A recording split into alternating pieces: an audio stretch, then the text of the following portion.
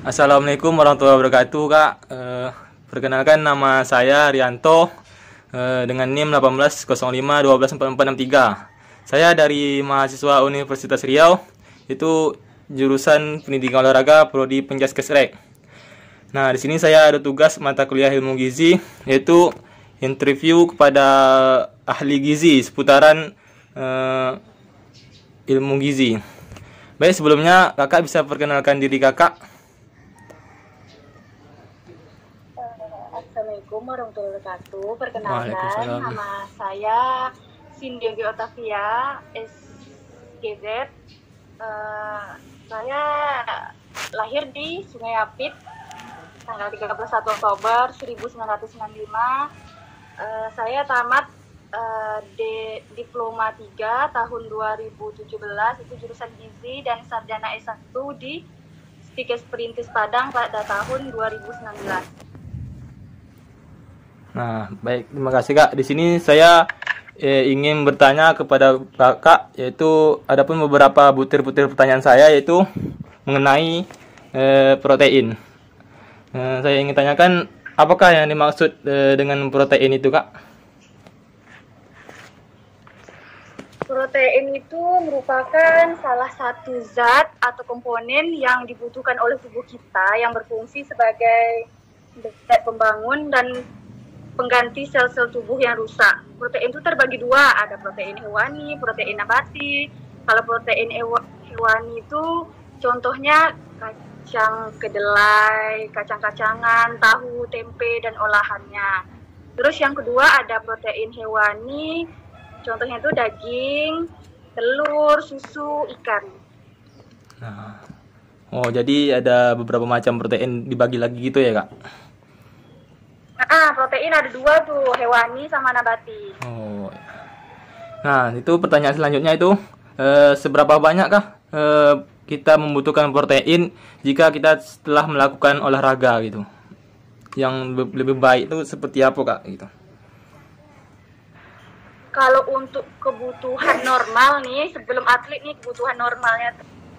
Kalau untuk orang dewasa 1,2 sampai 1,5 gram per kilogram badan per hari. Itu untuk orang normal dewasa. Kalau untuk atlet, umumnya kalau atlet aktif berat itu 2,3 sampai 3,1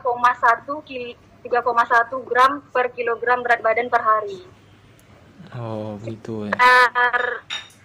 20 sampai 25 gram protein. Makan setelah melakukan aktivitas olahraga. Oh, berarti itu takaran dari untuk protein yang kita sebagai atlet olahraga ya, Kak?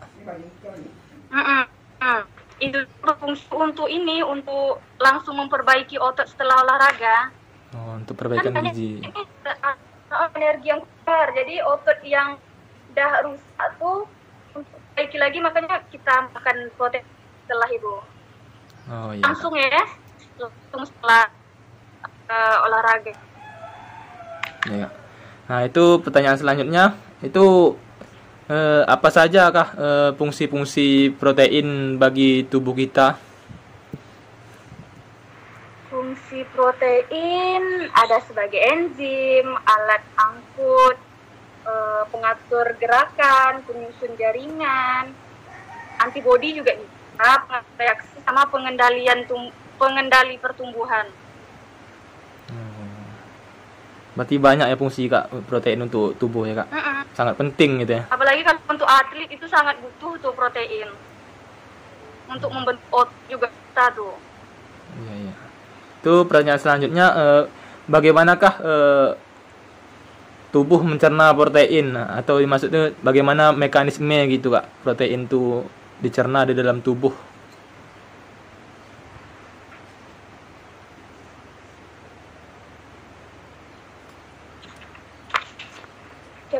Jap.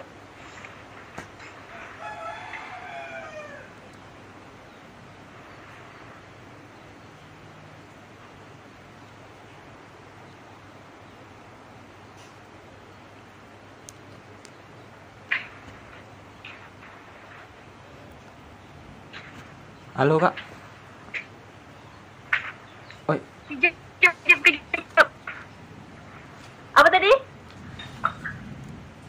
Oh, pending aja Kak. Ya, ganti yang ini Kak. Jika kita mengalami kelebihan dan kekurangan protein, apakah yang terjadi di dalam tubuh kita Kak? Kelebihan Misalnya kelebihan protein dalam tubuh. Kalau misalnya kita mengkonsumsi kelebihan protein, biasa itu dapat mempengaruhi proses metabolisme, memperberat kerja ginjal. Oh. Itu untuk kelebihan. Kalau misalnya kekurangan, itu biasanya tuh rentan terkena infeksi dan bisa mengalami malnutrisi atau masalah gizi. Oh, berarti itu dampaknya Kak. Kalau kelebihan tuh bisa memperberat kinerja ginjal. Jadi kalau kekurangan bisa menyebabkan malnutrisi gitu. Malnutrisi atau masalah gizi. Oh. Dan selanjutnya itu bagaimana sih mengkonsumsi protein yang baik agar protein itu tercukupi untuk tubuh kita, Kak? Kalau untuk konsumsi protein, kalau per hari ini untuk orang dewasa kan 60 gram. Jadi tidak perlu terlalu banyak protein untuk memaksimalkan otot. Kan cukup untuk kita mengatur kan ini 60 gram nih, sehari 60 gram. Jadi misalnya kalau hari 3 kali makan, berarti 10 bagi 3. Itu cara ngaturnya. Soalnya kan tak boleh lebih dan tak boleh kurang kan kalau kita mengkonsumsi protein. Iya Kak, ya Kak. Selanjutnya itu protein apa sajakah yang sangat penting dibutuhkan, seperti apa itu yang dibutuhkan anak-anak pada usia 0 sampai 5 tahun?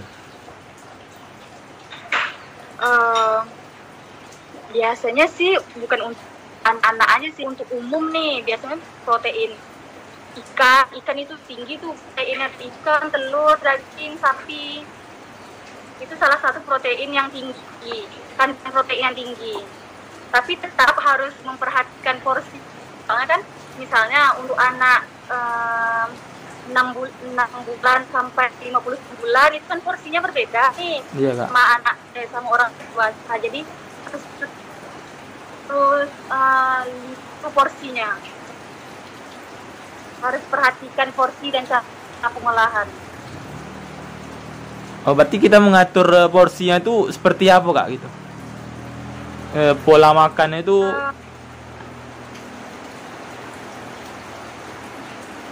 apa? Kita untuk mengatur porsi untuk protein kita tuh seperti apa Kak? Itu tuh nanti ada, kalau untuk ilmu gizi nih ada perhitungan untuk misalkan ada tabelnya gitu ya Kak? Ini, ya pakai tabel untuk. Oh, untuk ini butuh berapa gitu. Nah, oh, berarti kalau orang dewasa itu kan kali lebih. Iya. Jadi memperhatikan sesuai porsi sama ini umur. Oh iya ya Kak, berarti udah ada ketentuan yang gitu ya Kak. Nah, ini selanjutnya pertanyaan terakhir nih Kak. Kapan waktu yang tepat untuk kita mengkonsumsi protein agar gizi itu lebih baik gitu? Kalau protein yang tak ada waktu kita mau makan, misalnya tuh dalam sehari ini makan, ya udah betul, tak ditentu apa kita makan yang dalam. Kak, bisa diulang Kak, jaringannya kok kurang bagus Kak. Tunggu ya Kak. Kalau ya Kak, ulang Kak. Nah. Kalau untuk kebutuhan protein, kapan waktu konsumsi yang baik ya tadi? Iya Kak. kayaknya tak butuh ini, tak lihat aku Kak, untuk kita protein aja sih, karbohidrat, lemak. Jadi setiap kita makan itu harus konsumsi gizi yang lengkap, bukan cuma proteinnya. Oh, berarti mencakup keseluruhan nih Kak. Hah? Berarti mencakup keseluruhan seperti karbohidrat, lemak itu saling.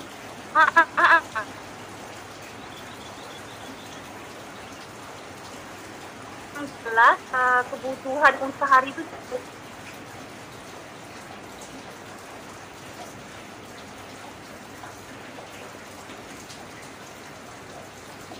Oh, jadi harus waktunya itu harus sesuai dengan yang seperti yang lain juga, seperti karbohidrat, lemak.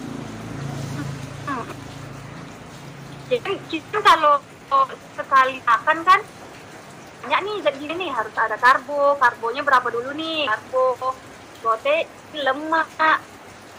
Jadi itu harus lengkap tuh, sayur. Pokok dalam makan harus sayur, buah, karbo,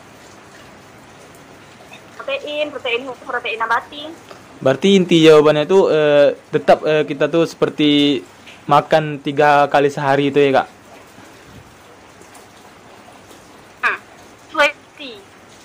Ini kan kita kan biasa kan makan tuh dalam satu hari kan 3 kali.